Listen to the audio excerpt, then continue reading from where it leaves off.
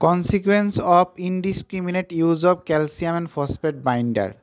Four important risks will be happen: vascular calcification, adynamic bone disease, hypercalcemia, hypophosphatemia. Vascular calcification cause excess calcium intake and complication arterial stiffness and cardiovascular risks will be increased. Adynamic bone disease, high calcium intake and low parathyroid hormone. Complication: low bone turnover and fracture risks increase. Hypercalcemia, overuse of calcium based binder or supplement, and complication feature of hypercalcemia, nausea, confusion and arrhythmia. Hypophosphatemia cause over aggressive phosphate lowering therapy. Complication: bone weakness and muscle dysfunction will occur. Important association with CKD: hypertension in CKD, our target blood pressure, systolic blood pressure less than 120 mm mercury. We will increase the dose or initiate combination therapy if our target blood pressure is above the measured blood pressure is above target blood pressure 20 mm of mercury. First consideration should be ACE inhibitor ARB because it decrease albuminuria.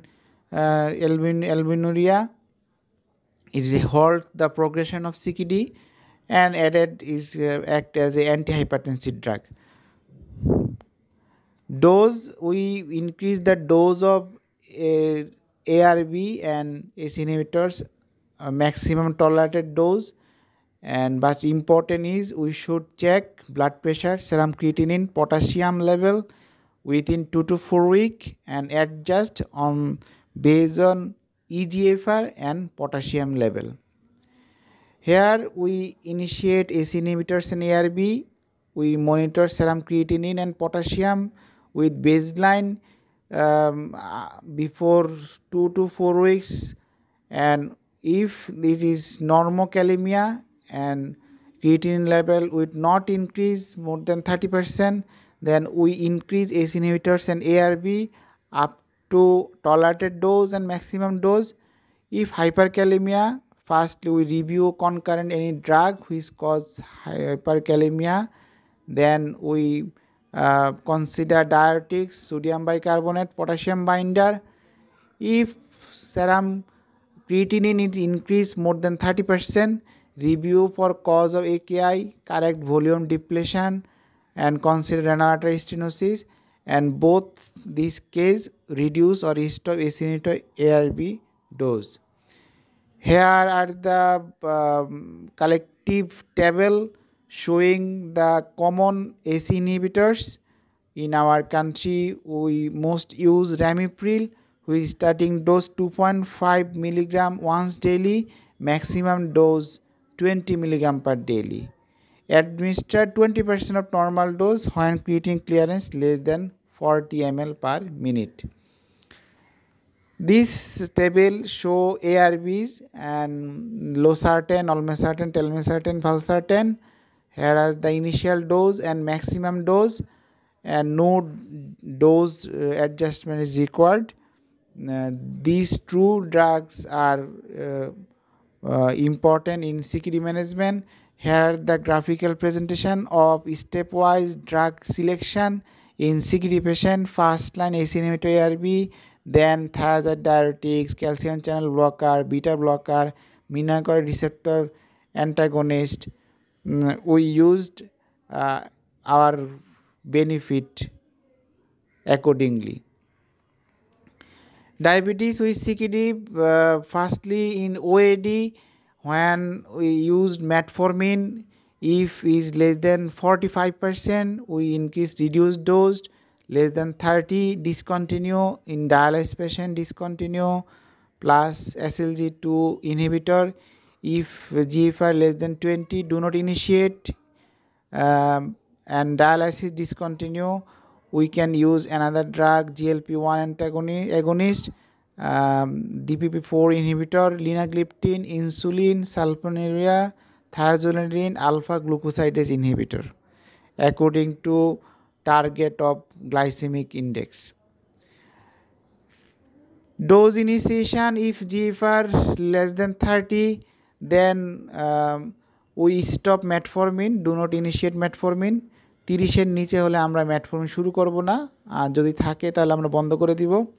যদি পেশেন্টের eGFR 60 বেশি হয়, দেন আমরা metformin ডোজটা হলো initial 500 milligram অথবা 850 milligram once daily দিব, দেন upwards আমরা 500 milligram per day অথবা 850 milligram per every 7 days until maximum dose পর্যন্ত এটা বাড়াতে পারবো। এবং অনেক সময় আমরা জিআই সাইড ইফেক্টকে মিনিমাইজ করার জন্য এক্সটেন্ডেড রিলিজ ফর্ম ইউজ করতে পারি। ইজিএফআর যদি 30 to 40 হয়, আমরা হাফ স্ট্রেংথ মেটফরমিন অ্যাড করব, এবং এক্ষেত্রে আমরা ভিটামিন B12 আমরা মনিটর করব এবং কিডনি ফাংশনকে অ্যাসেস করব অ্যানুয়ালি অ্যাটলিস্ট। এবং যদি ইজিএফআর লেস দেন 45 থেকে 59 এবং 30 to 40 হয়, সেক্ষেত্রে আমরা 3 to 6 মান্থ পর্যন্ত আমরা এই কিডনির ফাংশনগুলো মনিটর করব এবং অ্যাকর্ডিংলি ডোজগুলো কমাবো অথবা বন্ধ করে দিব। Common use drug dapagliflozin, empagliflozin, canagliflozin. Empagliflozin mostly prescribed drug in Bangladesh. Initial dose হলো 10 milligram per day, and if GFR 30 আমরা এটা রাখতে পারবো। এবং অনেক সময় দেখা যায় যে হার্ট পেশেন্টের ক্ষেত্রে আমরা GFR যদি মোর দেন 20 হয়, তারপরেও আমরা রাখতে পারবো initial in case of heart failure, যেহেতু এটা হার্ট ফেলিওর, ডায়াবেটিস, সিকিডি 3টা ক্ষেত্রেই বেনিফিট দেয়। ইনসুলিনের ক্ষেত্রে খুব ইম্পর্টেন্ট হলো সিকিডি পেশেন্টদের খুব ফ্রিকুয়েন্টলি হাইপোগ্লাইসিমিয়া হয়। স্টেজ 1 এবং 3-র মধ্যে আমরা খুব একটা চেঞ্জ করব না, নর্মাল যে ডোজ শিডিউল ওইটা মেনটেন করব। স্টেজ 4-এ আমরা 25% কমাবো। স্টেজ 5 উইদাউট ডায়ালাইসিস আমরা প্রায় 50% রিডাকশন করব। অ্যান্ড স্টেজ 5 উইথ ডায়ালাইসিস, সেখানে প্রত্যেকটা ইন্ডিভিজুয়ালাইজড ডোজের শিডিউল হবে, কারণ পেশেন্টের ফ্রিকুয়েন্টলি হাইপোগ্লাইসিমিয়া এপিসোড হতে পারে। একটু আগে বলেছি GLP-1 receptor type 2 diabetes CKD use করা যায়, সেক্ষেত্রে এটা খুবই ভালো আউটকাম দেখাচ্ছে। যদি SLG2 টলারেট না করতে পারে অথবা মেটফরমিন দিয়ে আমাদের গোল হচ্ছে না, সেক্ষেত্রে আমরা লিরাগ্লুটাইড, সেমাগ্লুটাইড ইউজ করতে পারবো।